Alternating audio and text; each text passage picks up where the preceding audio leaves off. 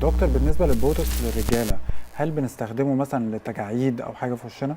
طبعا هو البوتوكس بيستخدم زي استخدام السيدات تماما، ولكن مع الوضع في الاعتبار ان احنا لما بنيجي نحقن لرجل لازم نحافظ على الهوريزونتال لاين بتاع الحواجب، فطبعا بنراعي هذه التفاصيل في الحقن. غيره بقى غير كده بيستخدم لحاجات تانية في الجسم زي التعرق الزائد تحت الإبط أو في الإيدين أو لعضلات معينة زي المسيتر مع الناس اللي عندها تضخم في عضلة معينة مع الأكل. هو طبعا بيستخدم كمان للرجال.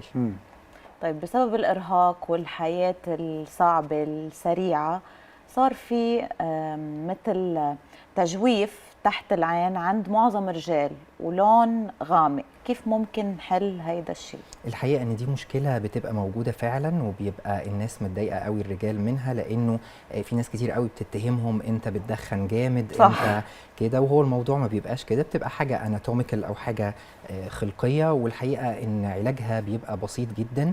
بنعمل اسسمنت كويس للمشكله، ولو في مثلا تجويف بيتحقن فيلر، ودي حاجه بتستمر من سنه لسنه ونص. في حاجات زي السكين بوسترز اللي بتفتح بتتعمل كمان لمنطقه تحت العين. لو انا عندي تصبغات بنستخدم انواع معينه تنفع من البيلينج او التقشير، فطبعا هي حاجات ليها حل.